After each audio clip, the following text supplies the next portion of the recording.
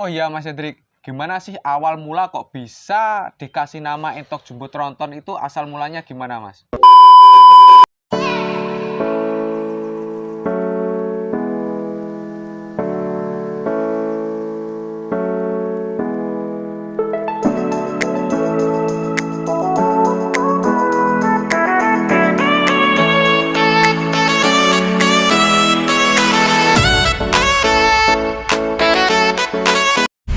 Jangan lupa like, komen, dan subscribe di channel Seputar Ternak 09. Oke? Assalamualaikum warahmatullahi wabarakatuh. Ketemu lagi Waalaikumsalam. dengan saya Egi Kepap di channel Seputar Ternak 09. Oke, kali ini kita akan bertanya-tanya apakah ciri-ciri mentok jumbo jenis tronton bersama ownernya. Boleh tahu dengan Mas siapa? Mas Hendrik, Mas Hendrik. Kita dulu kan pernah mereview. Oke, dan bertanya sama Mas Hendrik. Sekarang ciri-cirinya. Apa Mas ciri-ciri yang spesifik mentok jumbo khususnya jenis tronton ini? ciri-ciri yang pertama itu pada postur Mas Egi. Posturnya identik tegap. Bilang orang Jawa itu degek. Nah, itu yang ciri-ciri yang pertama. Untuk yang ciri-ciri kedua itu identik jambul hitam. Jambul hitam. Tapi nggak semua jambul hitam. Jadi tegap, posturnya tegap, kakinya jenjang, posturnya panjang, gitu loh. Itu yang ciri-ciri utama. Tapi kalau ciri-ciri yang lain sama-sama seperti kayak entok jumbo, paruhnya panjang. Kurang lebihnya sama Mas Egi. Terus apalagi Mas ciri-ciri yang spesifiknya lagi? Ya kalau untuk dari segi body style ya cuma itu aja yang menonjol. Umumnya Jadi identik dengan apa itu dengengek itu loh. dengengek. Angkat dada, bahasa Membusungkan dada. Tapi bukan berarti untuk sombong loh ya.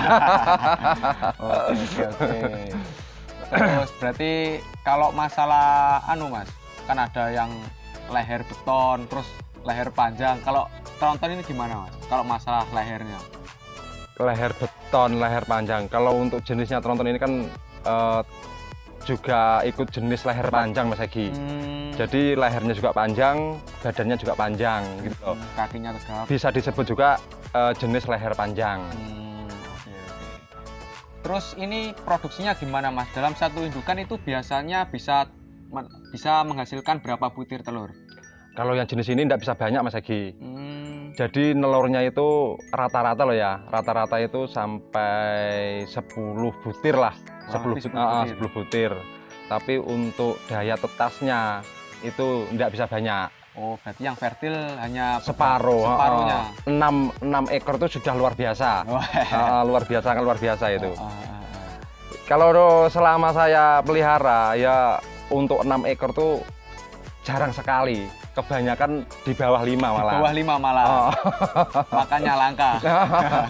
Kalau jenis tronton. Itu Mas Egi. Tapi Mas Egi ya itu dengan betina yang satu terah loh ya. Dengan catatan betina dengan satu terah. Kecuali nanti kalau disilangkan dengan betina yang lain, insya Allah bisa banyak. Betina yang lain, maksudnya terah yang lain, sedarahnya itu. Cuma nanti hasil anakannya nggak bisa maksimal untuk daya stylenya, posturnya. Seperti itu. Terus dengar-dengar dulu pernah mengikuti kontes ya Mas di Malang. Terus itu gimana Mas ceritanya? Kalau di kontes di Malang itu pernah mengikuti Mas Egi ya. Jadi ikut kelas Jemoko, alhamdulillah meraih nomor 1. Kelas beauty Jemoko. Tapi kalau untuk bangsongnya itu dapat nomor 2. Kalah di bulu. Waktu itu kan kalau waktu itu yang saya bawa kan bulunya lagi rontok. Oh, berarti lumayan lah dapat juara 1 sama 2. Kelas Jemoko sama bangsong. Terus Mas, waktu kontes itu Mas Hendrik berangkat sendiri atau rombongan sama komunitas Blitar Mas? Itu kemarin itu bersamaan sama komunitas Mas Egi. Jadi ada 15 orang lah. Kurang lebih 15 orang. Untuk tim khususnya Blitar bagian barat. Ada 15 orang berangkat bersamaan. Terus untuk memeriahkan di Malang kemarin. Terus ada yang dapat juara lagi selain Mas Hendrik apa enggak yang dari rombongannya Mas Hendrik sendiri? Ya alhamdulillah untuk teman-teman yang di Blitar kemarin tuh banyak yang dapat Mas Egi daripada yang tidak dapat. Jadi kalau untuk betinanya walaupun ekstrimnya itu dapat. Yang beauty kelas babon juga dapat. Ya alhamdulillah banyak yang dapat daripada yang enggak. Soalnya bawa banyak materi. Ibarat orang memancing itu umpannya banyak yang dianu itu loh. Banyak yang dimakan, banyak yang kena. Oke. Jadi di sana itu tahun berapa ya Mas ya? Tahun kemarin? Tahun kemarin bulan 4 2020. 2020? 2021 kan 2000 Mas Egi. Oh 2021. Terus ini rencana di Blitar ada kontes lagi apa enggak Mas? Kalau dengar-dengar dari teman-teman itu yang Mas Hendrik tahu.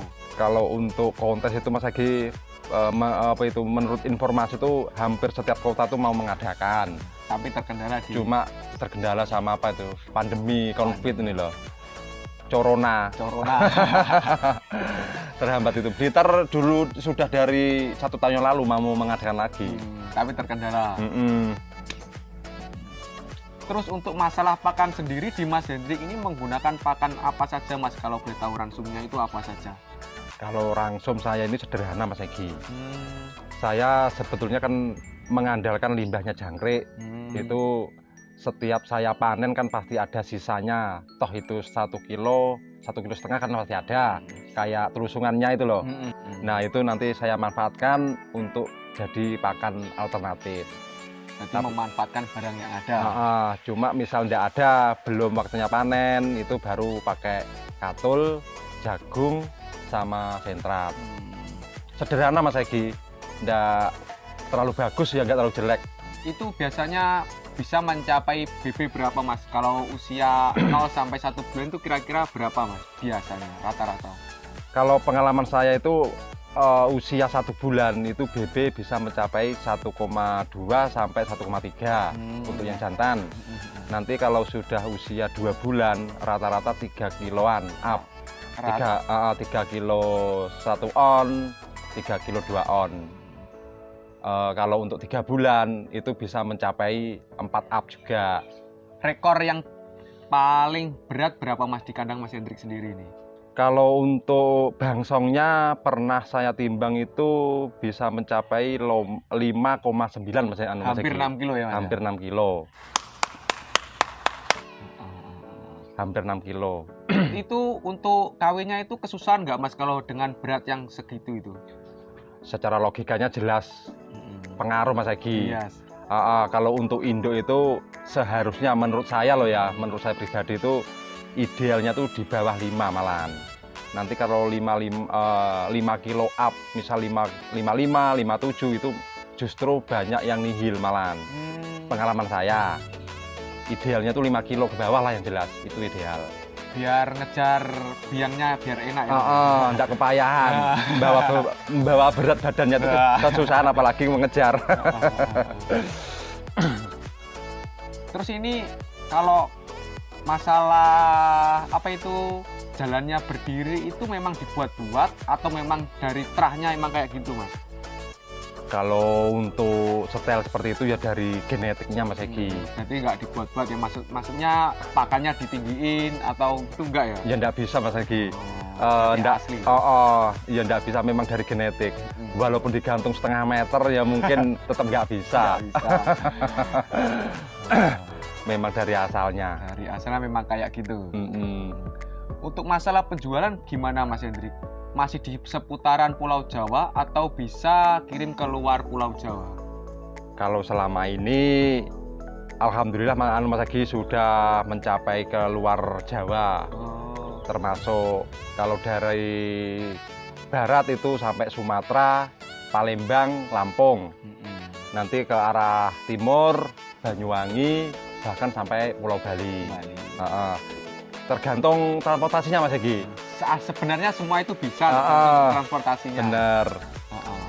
Terus biasanya menggunakan apa Mas kirimnya itu? Kereta apa travel apa gimana? Kalau untuk lingkupan di Pulau Jawa aja pakai kereta Mas Egi. Sama Clarista itu loh, Clarista Indonesia itu kan khusus angkut hewan. Tapi kalau misal untuk menjangkau luar pulau itu pakai bus, titip ke bus. Pesawat juga bisa. Pesawat sebenarnya bisa Mas Egi, cuma Kendala di ongkir. pertama ongkir, kedua untuk mengantarnya ke bandara itu cukup lumayan jauh. Sebetulnya bisa. Bisa semua. Itu kalau untuk pakannya itu biasanya sehari berapa kali Mas Hendrik? Kalau saya untuk kasih makan itu cuma 2 kali Mas Egi, pagi dan sore. Kalau untuk pakan. Kalau masalah pakan tambahan seperti jangkrik itu ada takarannya apa enggak? Tidak ada Mas Egi. Pokoknya setiap saya panen, itu panen saya kan per 3 hari sekali kan panen. Nanti kalau habis selesai panen kan itu ada sisa-sisanya Mas Egi. Nah disitulah nanti saya manfaatkan kayak sisanya jangkrik, sisa-sisa apa itu telusungan nah baru itu ya seadanya, misal ada 3 kilo ya 3 kilo, 2 kilo ya 2 kilo, baru tabur gitu aja. Langsung berarti? Langsung. Kasih berapa dulu Enggak, langsung aja Mas Egi. Terus itu proteinnya tinggi ya Mas kalau jangkrik itu? Jangkrik ya jelas tinggi Mas Egi. Protein hewani ya kan, itu sangat bagus kalau menurut saya, sangat luar biasa. Pernah menggunakan maggot apa enggak Mas? Kalau untuk maggot saya belum paham Mas Egi, enggak pernah sama sekali, belum. Berarti cuma itu pakan tambahannya? Terus untuk masalah penjualan itu ada minimum usianya apa enggak Mas? Kalau saya pribadi untuk penjualan memang saya ada minimum Mas Egi. Jadi minimal itu usia 2 bulan. Soalnya apa Mas Egi? Pertama, untuk mengatasi ketahanan tubuhnya untuk dalam perjalanan. Kedua, untuk mengetahui jantan dan betinanya. Ketiga, yang paling penting Mas Egi itu bisa mengetahui artinya ini, oh ini nanti setelnya gimana, ini nanti layak apa enggak, ini nanti kuntingan apa enggak. Nah di situ Mas Egi baru diseleksi biar apa itu ya, pembeli puas, konsumen puas. Istilahnya itu apa ya Mas Egi, bahasanya itu untuk kualitas Mas Egi, menjaga kualitas. Jadi kan Mas Egi, satu peranakan itu kan enggak semuanya itu kan sama.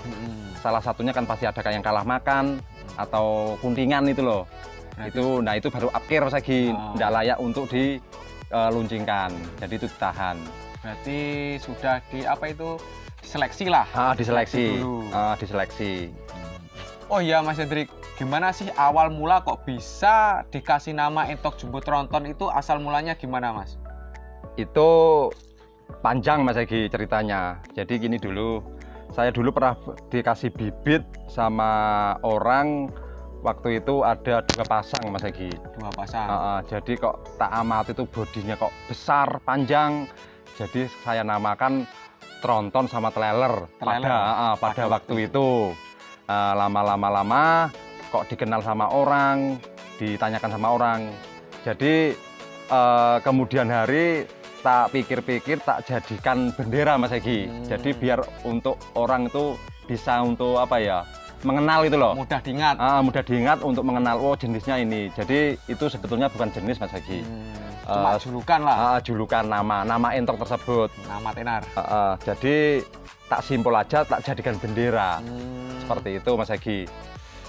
Sejarahnya dulu. Sejarahnya terus menjadi terkenal di seluruh Nusantara ya Mas? Ya alhamdulillah banyak yang mengenal. Oke, sekian dulu dari saya, kurang lebihnya mohon maaf. Kita tunggu video selanjutnya. Oke, wassalamualaikum warahmatullahi wabarakatuh.